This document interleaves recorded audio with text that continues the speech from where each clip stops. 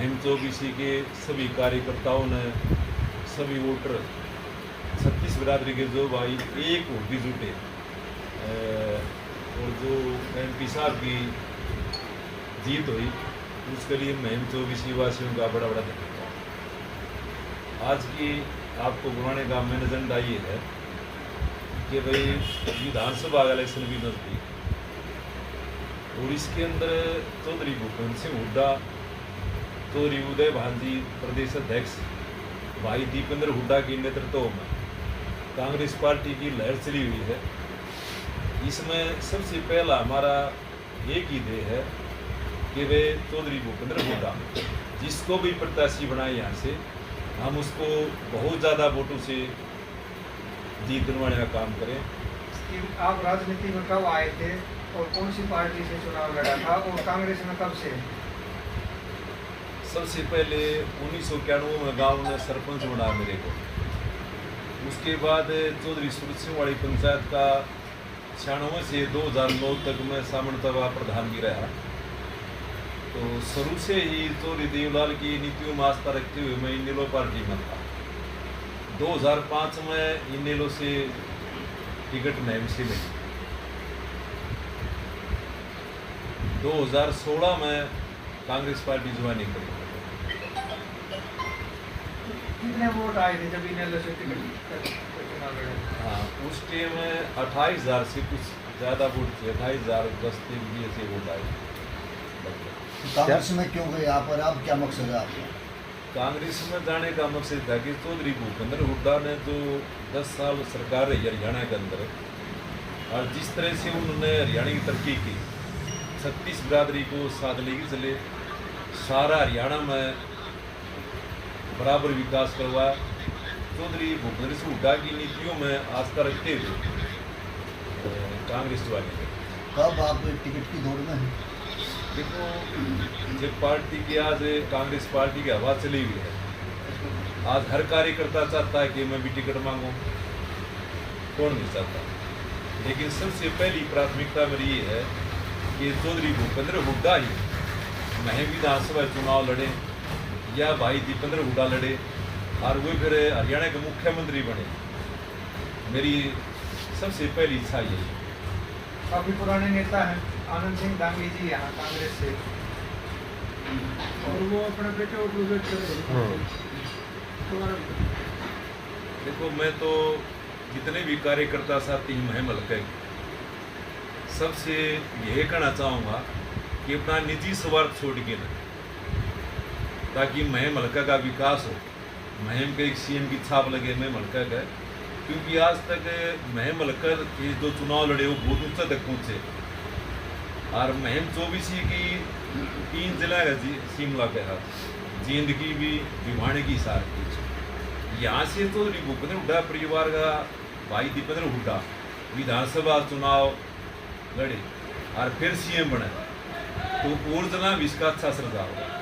इसलिए हमने सब ने अपना निजी स्वार्थ छोड़ के ना हल्का के विकास को सोचते हुए हमने यहाँ से सब ने मिलकर दीपेंद्र हुड्डा को या चौधरी भूपेंद्र सिंह हुड्डा को आम बुलाना चाहिए कि वे यहाँ चुनाव लड़े। अगर आनंद सिंह दांगी लड़ते हैं तो उनके अंदर क्या कमियां दिखाई दी आपको? उसका नाम क्यों नहीं प्रोजेक्ट करें? कमी तो किसी जनता पार्टी का कार्यकर्ता पूर्व MLA दे ऐसी बात नहीं, कमी वाली कोई बात नहीं है। लेकिन नए आदमी का एक तो बात यह है कि एक तो CM का हल्का बना है किस बात का। वैसे चौधरी भूपेंद्र हुड्डा जब भी सरकार रही 10 साल तक सारा हरियाणा में लगातार विकास करवाए, बराबर करवाए। लेकिन फिर भी पहले यह बात मैं कह गया कि हमने अपना निजी स्वार्थ छोड़ के ना हल्का की तरक्की को सोचते हुए हमने चौधरी भूपेंद्र हुड्डा परिवार को यहाँ से चुनाव करवाना चाहिए। अगर दांगी को या दांगी की बेटी को बलराम को टिकट मिलती है तो आप उसका साथ देंगे या नहीं? मैं चौधरी भूपेंद्र हुड्डा किसी भी छोटे छोटे कार्यकर्ता को टिकट देकर भेजेगा तो मैं तन मन धन से मदद करूँगा। पिछली रैली में लगभग टिकट तो फाइनल कर ली है पार्टी ने कि ये कह रहे थे जिस प्रकार से दीपेंद्र हुड्डा का साथ जनता दे रही है उसी प्रकार आप अपने भाई बलराम दांगी का भी साथ देना विधानसभा में। किसने की ये बात? स्टेज के ऊपर आनंद सिंह दांगी के शब्द थे। नहीं, बात देखो, चौधरी भूपेंद्र हुड्डा ने या चौधरी उदय भान ने भाई दीपेंद्र हुड्डा ने तो उस टाइम पे एमपी की वोट मांगी थी, हाथ जोड़ के हम सब एमपी वोट मांगा था, ऐसी तो कोई बात नहीं थी। विधानसभा टिकट में तो पैनल बनता है, टिकट में सर्वे होती है। 2 दिन पहले भी अखबार में न्यूज़ आई थी, बाबरिया जी का बयान था कि वह हर हल्का में सर्वे करा कर टिकट दी जाएगी, उस सर्वे का आधार पर टिकट मिलेगी। तो टिकट के दावेदार महिम में बहुत ज़्यादा है, 4-5 भाई और हैं दावेदार। कौन कौन दावेदार है? देखो जहाँ तक दावेदार का सवाल है, कई भाई के हैं भाई हमारे, एक वो सुरेंद्र पवार है, डॉक्टर निर्मला बलहरा है, और भाई निनाड़ा गांव का भी जिक्र चल रहा है, सब एक बात है। राजवीर सामनिया भी टिकट का दावेदार है। देखो यदि चौधरी भूपेंद्र हुड्डा का परिवार यह चुनाव नहीं लड़ेगा तो मैं भी दावेदार हूँ। आपने कई बार और भी कई दावेदार हैं और आप भी दावेदार हैं, तो आपको ही टिकट क्यों दी जाए, क्या विशेषता है? देखो बात तो ये है कि टिकट तो किसी को दे दो, चौधरी भूपेंद्र हुड्डा जिसको आशीर्वाद देंगे वो ही पहलवान बन जाएगा, सही बात। लेकिन फिर भी मैं अपना जो दावा पेश कर रहा हूँ, मेरा अपना दावा ये है कि एक तो पहले मैं दूसरी पार्टी में था, मेरे को टिकट मिलती है तो वो सारी की सारी टीम इन लोग पुरानी मेरा साथ देगा। दूसरी बात, सामण तपा के अंदर 22,500 वोट से लगभग 18,000 वोट पोल होंगे। मेरा तपा के ऊपर पूरा विश्वास है कि उसमें से 95% वोट तपा इकट्ठा डालेगा। महम शहर में मेरी 25 साल से रियासत है, महम शहर से हर बरादरी की, हर परिवार से जानकारी है, तो महम शहर पर मेरा पूरा विश्वास है।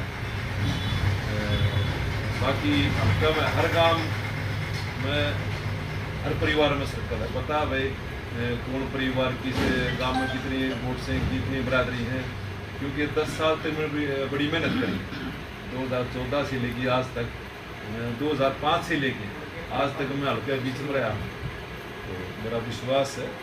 और इधर से चौधरी भूपेंद्र हुड्डा का आशीर्वाद और भाई दीपेंद्र हुड्डा का प्यार, तो सीट आराम से निकालते हैं। क्या उसको टिकट दे करके वो एक अलग पहचान बनाएंगे हल्के में? हाँ, लोगों की आवाज़ या मैं नहीं करता, महमद चप्प भाई का आवाज़ है कि भाई दीपेंद्र हुड्डा किसी को भी आशीर्वाद दे के यहाँ से चुनाव लड़ा फाइट करा दें, वही आदमी जीतता है। आपने दावेदारी तो कर दी कांग्रेस के लिए, तो नजदीक भविष्य में कोई रैली जलसा है जिसमें दीपेंद्र हुड्डा आपके साथ आ रहे हो, बुला रहे हो? हाँ, उसके लिए हमारी कार्रवाई चल रही है।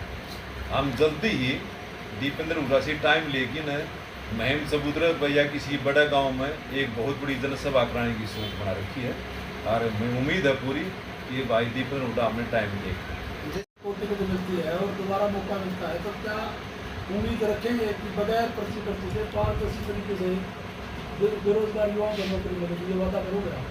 चौधरी भूपेंद्र हुड्डा के राज में पर्ची खर्ची कोई ऐसी बात नहीं रही, ये तो विपक्ष का प्रचार है। लेकिन फिर भी भाई कोई एमएलए बने, मुख्यमंत्री बने, अपने आदमी को धंधा देना चाहिए।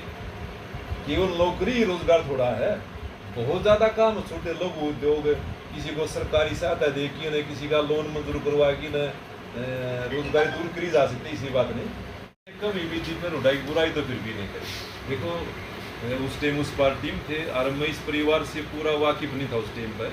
अब पता चला कि भूपेंद्र हुड्डा का परिवार जो है ना, बहुत अच्छा परिवार है। चौधरी मातूराम भी फ्रीडम फाइटर थे, बड़े अच्छे समाज सुधारक थे, उस टाइम में नाम था इनका बहुत ज़्यादा।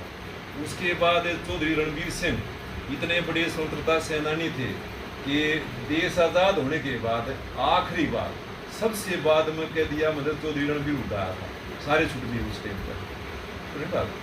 यानी इस परिवार में तो चौधरी मातूराम बहुत अच्छे आदमी थे, उसके बाद चौधरी रणवीर हुड्डा उससे भी अच्छे आदमी थे, चौधरी भूपेंद्र हुड्डा उससे भी अच्छे थे, आज भाई दीपेंद्र हुड्डा उनसे भी अच्छे हैं। भविष्य में इसी तरह वंशवाद चलता रहा तो उसके बेटे भी अच्छे नेता होंगे। वंशवाद वो पहले कह गया भाई जी बात में कि वंशवाद जन्म लेने से नहीं होता, काबिलियत होती है।